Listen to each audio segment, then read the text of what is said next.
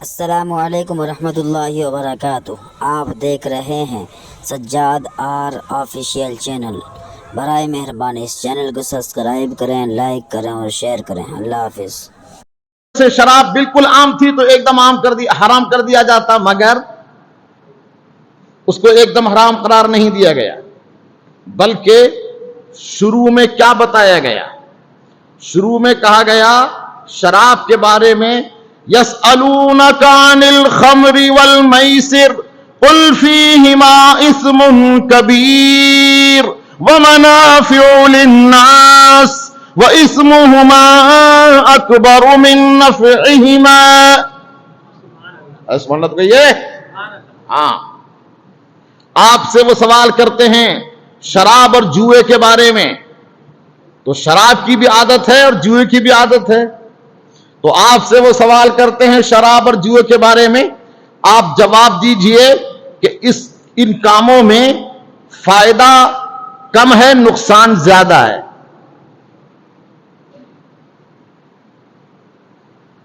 اس میں گناہ ہے اور فائدہ کم، لذت آ جاتی ہے، آسانی سے مال مل جاتا ہے جوئے کے ذریعے۔ آپ ارشاد فرما دیجئے کہ اس میں نقصان زیادہ ہے اور فائدہ کم ہے۔ گویا کہ شراب اور جوئے کی جو عادت تھی اس کے بارے میں بتایا گیا یہ تمہارے لیے مناسب نہیں ہے۔ حالانکہ مسلمان ہونے کی حیثیت سے اگر ایک دم منع کیا جاتا تو ہو سکتا تھا، لیکن ایک دم منع نہیں کیا گیا۔ معلوم کیا ہوا کہ اگر کسی کی بری عادت چھڑانا ہے تو آپ کو آہستہ آہستہ چھڑانا ہوگی، آپ کو نرمی کا لحاظ کرنا ہوگا، آپ کو پیار و محبت سے اس کو لانا ہوگا۔ اس لیے ایک دم حرام کا حکم نہیں دیا گیا، یہ کہا گیا فائدہ کم ہے، نقصان زیادہ۔ یہ شراب اور جوا تمہارے لیے مناسب نہیں ہے، ٹھیک ہے؟ اب جو پاکیزہ ذہن والے تھے انہوں نے چھوڑنا شروع کر دیا، شراب کو چھوڑنا شروع کر دیا۔ پھر کیا حکم آیا؟ مسلمان تھے، پھر کیا حکم آیا؟ پھر حکم آیا اے ایمان والو، یا ایھا الذین آمنوا لا تقربوا الصلاة وانتم سکارى حتی تعلموا ما تقولون۔ اے ایمان والو، تم نماز کے قریب مت جاؤ جب تم نشے کی حالت میں ہو۔ شراب پی لی ہے، نشے کی حالت میں ہو، اب تم نماز کے قریب مت جاؤ، ایسی حالت میں کہ تم کو معلوم ہو کہ ہم کیا پڑھ رہے ہیں، تم کو پتہ ہی نہ چلے نشے کی وجہ سے، تو ایسی حالت میں نماز کے قریب مت جاؤ۔ تو کیا مطلب؟ 5 وقت میں جب نماز کے ٹائم ہوگا تو وہ شراب کو نماز کو جانے سے پہلے ہی چھوڑ دے گا، کیونکہ نماز کے لیے جانا ہے، اس لیے 24 گھنٹے میں 5 نمازوں میں اس آدمی کی عادت آہستہ آہستہ چھوٹے گی۔ یہ اسلام کا مبارک قانون ہے۔ آپ کو ذہن دیا جاتا ہے کہ اگر کسی کی غلط عادت چھوڑانا ہے تو آپ کو آہستہ آہستہ چھوڑانا ہوگی اور آپ کو طریقہ پیار والا اپنانا ہوگا۔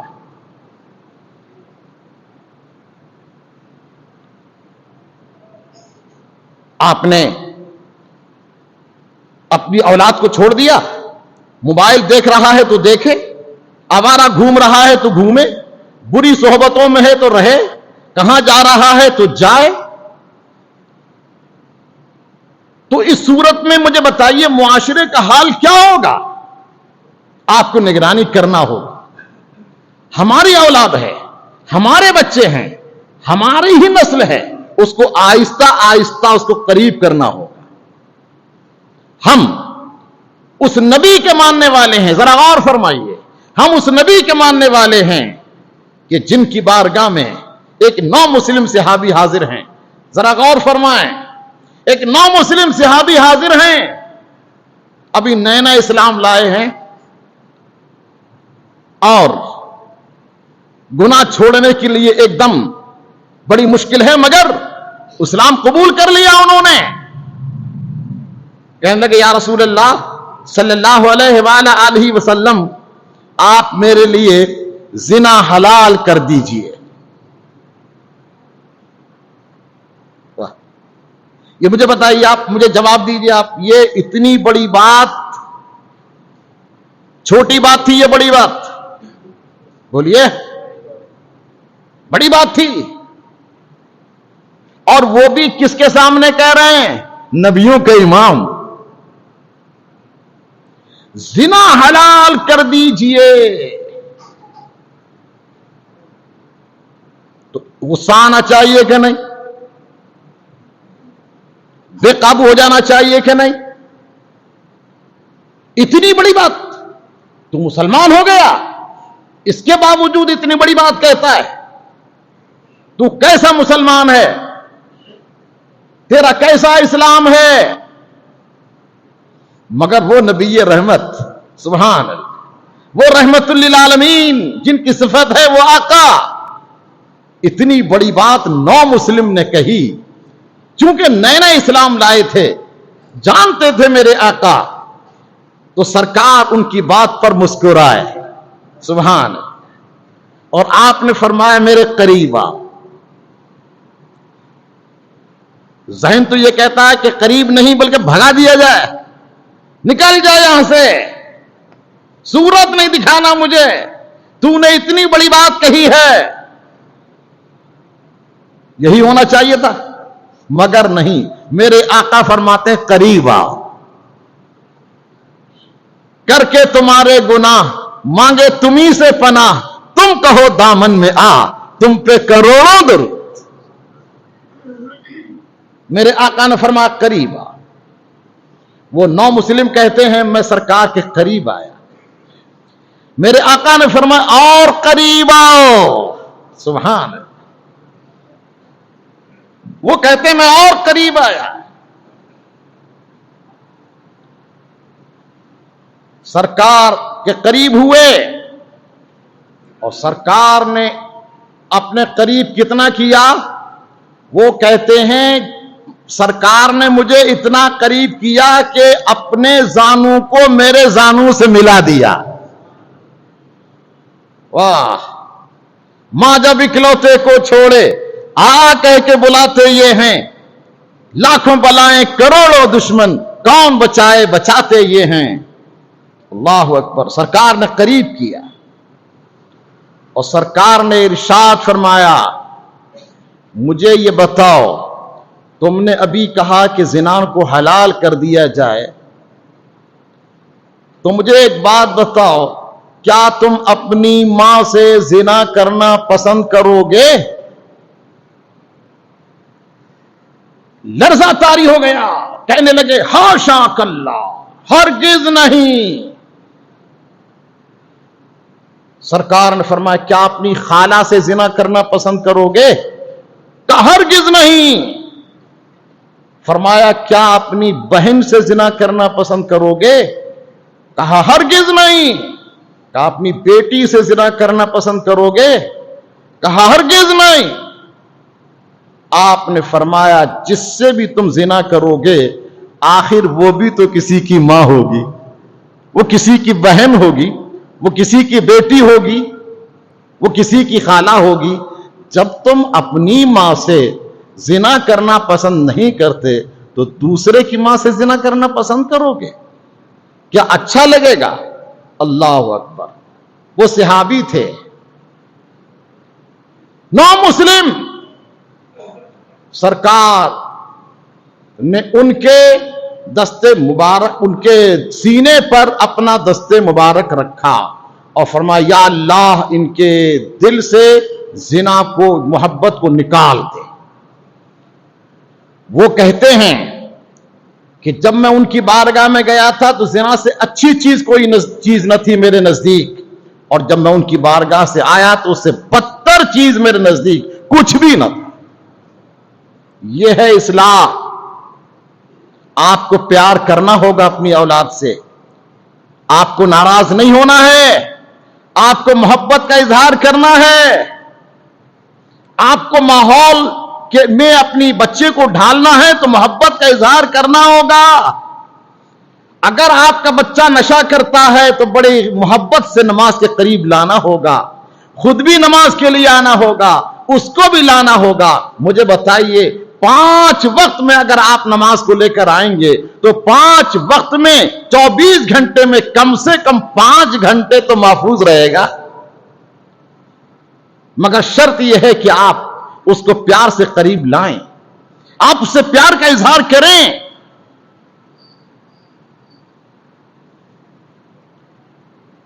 اور اس کا ماحول بدلنے کی کوشش کریں۔ شراب جیسی چیز جس کے لیے ایک دم اس کو حرام قرار نہ دیا گیا، ارشاد فرمایا گیا اے ایمان والو جب نماز کا وقت ہو جائے تو تم شراب کی حالت میں نماز کے قریب مت جاؤ۔ اب وہ عادت پڑی، آہستہ آہستہ عادت ختم ہوئی، لیکن آپ کو بتائیں کہ ایسا نہیں تھا کہ سبھی ایسے تھے۔ حضرت مولا علی وہ ہیں جنہوں نے شراب کو منہ بھی نہیں لگایا کبھی، صدیق اکبر وہ ہیں جنہوں نے کبھی منہ نہ لگایا، اسلام لانے سے پہلے بھی، لیکن ایک ماحول دیا گیا، ایک معاشرہ دیا گیا، آہستہ آہستہ برائی کو ختم کیا گیا، معاشرے کو پاک کیا گیا۔ جب اس طرح سے عادت بن گئی تو اب عام اعلان ہو گیا، یا ایھا الذین آمنوا انما الخمر والمیسر والانصاب والازلام رجس من عمل الشیطان۔ اے ایمان والو، جوا، شراب اور پانسا ڈالنا، اس طرح کے کھیل سب حرام ہیں، یہ شیطان کے کام ہیں، ان سے بچتے رہو۔ اب ان چیزوں کو مکمل حرام قرار دیا گیا، اور پھر ارشاد فرمایا گیا اے ایمان والو جانتے ہو یہ چیزیں ہم نے تم کو حرام کیوں بتائی ہیں؟ انما یرید الشیطان ان یوقع بینکم العداوۃ والبغضاء فی الخمر۔ بے شک شیطان یہ چاہتا ہے کہ تمہارے درمیان برائی کو پیدا کر دے، تمہارے درمیان عداوت کو ڈال دے، تمہارے اندر بغض و عداوت کو عام کر دے اور تم کو آپس میں لڑا دے۔ شیطان یہ چاہتا ہے، ہم یہ چاہتے ہیں کہ شیطان کی اس پالیسی کو ختم کیا جائے، شراب اور نشہ ان تمام چیزوں کو بند کیا جائے تاکہ سارے مسلمانوں میں آپس میں پیار و محبت عام ہو جائے۔ حاضرین، ہمیں صرف خطبہ سننا ہی کافی نہیں ہوگا، بلکہ انقلاب لانا ہوگا، اپنے ماحول کو پاکیزہ بنانا ہوگا اور آگے بڑھ کر کام کرنا ہوگا۔ اگر ہمارا مسلمان بھائی نماز کو نہیں آتا ہے تو اس کو نماز کے لیے لانا ہوگا۔ اگر کوئی بری عادت میں ملوث ہے تو اس کی بری عادت پر اس کو متنبہ کرنا ہوگا، بڑے پیار سے اس کو سمجھانا ہوگا اور محبت کا اظہار کرنا ہوگا۔ صرف باتوں سے کام نہیں چلے گا، بلکہ آپ کو ہم کو خود آگے بڑھنا ہوگا۔ حاضرین، آپ جانتے ہیں ایک بزرگ ہیں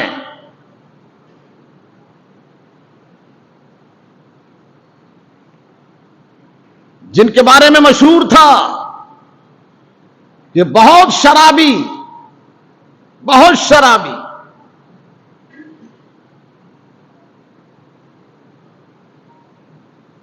اس زمانے کے اہم بزرگ اس طرف سے گزرے اور ان کا کام کیا تھا بھائی؟ سنیے غور سے، ان کا کام کیا تھا؟ شرابی ہونا اپنی جگہ، لیکن ایمان، آج شیطان ہمارے درمیان سے ایمان چھین رہا ہے۔ ایمان اور ایمان چھیننے کی پہچان ہے شرم و حیا کا عام ہو جانا۔ جب شرم و حیا ختم ہو جاتی ہے تو ایمان چلا جاتا ہے. بے حیائی بے شرمی عام ہو جائے سمجھو کہ ایمان جا رہا ہے ہاتھ سے. یہ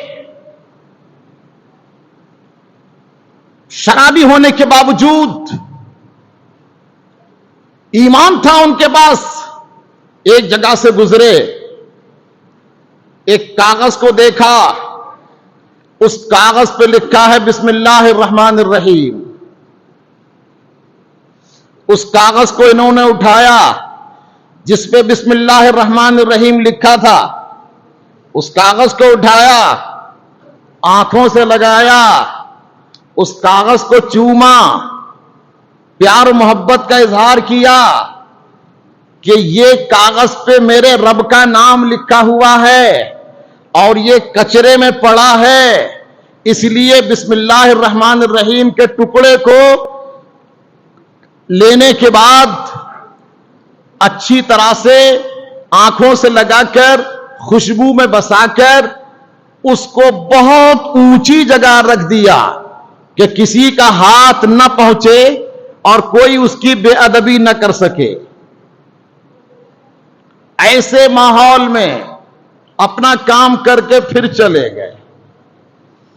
شادی کارڈ پر بسم اللہ الرحمن الرحیم, اللہ کا اور اس کے رسول کا نام, شاعری وغیرہ یہ سب لکھنے کے بعد میں جو ہماری مائیں اور بہنیں صاف گھر کرتی ہیں, اس کے بعد میں شادی کارڈ کو بھی کچرے میں ڈال دیا جاتا ہے.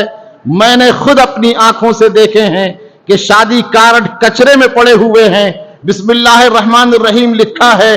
یاد رکھو کہ اس میں اگر عبد الرحیم, عبد الرحمن, محمد بن عبداللہ وغیرہ وغیرہ کسی کا نام بھی لکھا ہوا ہے, ان ناموں کا بھی احترام کرنا ضروری ہے. چاہے وہ اچھے آدمی کا نام ہے, گنہگار کا نام ہے یا کسی کا نام ہے, لیکن یہ نام بڑے پیار کے ہیں, نام بہت بہتر ہیں, اس لیے ناموں کا بھی احترام کرنا چاہیے. اب ہمارے احباب وہ ہیں جو پوسٹر بنانے کے بعد میں سندل کا پوسٹر ہے, یہ وہاں کا اشتہار ہے, یہ وہاں کا اشتہار ہے, اس کے بعد میں لگایا اور بہت ہی محبت کا اظہار کیا.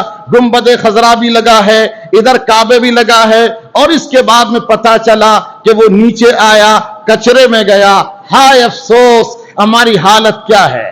اس لیے پوسٹر بنانے والوں, پمفلیٹ بنانے والوں, شادی کارڈ بنانے والوں, شادی کارڈ تقسیم کرنے والوں, یہ اس بات کو ذہن میں رکھو کہ اللہ اور اس کے رسول کے نام کی بے ادبی ہرگز نہیں ہونا چاہیے. بہر صورت وہ شرابی تھے مگر ایمان تھا ان کے پاس, ایمان. انہوں نے بسم اللہ الرحمن الرحیم کو دیکھا, اس کا ادب کیا, احترام کیا, آنکھوں سے لگایا ٹکڑے کو اور اس اونچی جگہ رکھ دیا اور اپنے کام میں چلے گئے. اس زمانے کے بزرگ, ان کو الہام ہوا جائیے اور وہ وہاں ہیں, ان کو ہمارا سلام پہنچائیے. رب کریم نے الہام فرمایا اس کو ہمارا سلام پہنچائیے. وہ بزرگ گئے, ان کو معلوم کیا کہ وہ کدھر ملیں گے, تو لوگوں نے کہا رے کس کا نام لے رہے ہیں, وہ تو شرابی ہے, آپ کو ان سے کیا مطلب. کہنے لگے نہیں مجھے ان کے پاس میں جانا ہے اور ان سے بات کرنا ہے. لوگوں نے کہا چلے جاؤ, ادھر ملیں گے میں خانے میں, شرابی بہت سارے ہوں گے, ان میں وہ بھی ہوں گے, تمہاری ملاقات ہو جائے. کہا ٹھیک ہے. وہاں پہنچے, وہاں پہنچنے کے بعد میں دیکھا کہ سب ادھر ادھر چلے گئے اور یہ بے ہوش پڑے, بے ہوش پڑے. لیکن بے ہوشی کے وقت میں بھی نشے کی وجہ سے اللہ اللہ زبان سے نکل رہا ہے. انہوں نے ان کا منہ دھلایا, زبان کو صاف کیا, اور اچھی طرح صاف و شفاف کرنے کے بعد جب ان کو ہوش آیا تو دیکھا بزرگ کی گود میں ہیں. کہنے لگے آپ کون؟ کہا مجھے اللہ تعالی نے بھیجا ہے اور تم کو سلام پیش کیا ہے. بس سب کا یہ بڑا نواز ہے, سبحان اللہ. ہاں تم کو سلام پیش کیا ہے. یہ اٹھے کہ میں گناہگار شرابی میں اس لائق ہوں کہ مجھے رب کا سلام آئے. کہ یقیناً کہ کون سا ایسا میں نے کام کیا؟ کہ سنو تم نے یہ کام کیا کہ بسم اللہ الرحمن الرحیم کا ٹکڑا ایک جگہ پڑا تھا، تم نے اس کو دھویا اور صاف کیا اور اونچی جگہ رکھا. تم نے اللہ کے نام کا احترام کیا ہے، اللہ نے تمہارے مقام کو بلند کیا ہے. اللہ اکبر. آپ جانتے ہیں اس کے بعد انہوں نے جو توبہ کی تو اس کے توبہ کا عالم یہ تھا کہ جہاں پر انہوں نے توبہ کی اس کے بعد میں اس جنگل میں کبھی بھی انہوں نے جوتے نہیں پہنے، اس لیے کہ اس جگہ پر میں نے توبہ کی تھی اور یہاں پر یہ اللہ کا فرش ہے، احکم الحاکمین کا فرش ہے، اس کا احترام کروں گا، جوتے بھی نہیں پہنوں گا. مگر ان کا عالم یہ تھا کہ جس جنگل میں وہ رہتے تھے اس جگہ پر جانور بھی غلاظت نہیں کرتے تھے کہ یہاں وہ بزرگ رہتے ہیں. حضرات ہم کو چاہیے کہ ہم ماحول اپنا پاکیزہ بنانے کی کوشش کریں، اپنے اندر انقلاب لائیں. میرا موضوع ہے آج کا بری عادت کو اپنے بچوں سے چھڑانا، اپنے بچوں کی اصلاح کرنا. میں آپ کو آخر میں یہ پیغام دوں گا کہ اپنے بچوں کی اصلاح کے لیے بھرپور کوشش کیجیے. نشہ کی عادت اگر ہے تو آہستہ آہستہ پیار و محبت کے ساتھ میں اس کو چھڑانے کی کوشش کیجیے. کون سے ماحول میں ہے آپ اس کا جائزہ لیجیے، کون سے فون پر کیا کر رہا ہے، کیا کھیلتا ہے، اس کا بھی آپ جائزہ لیجیے.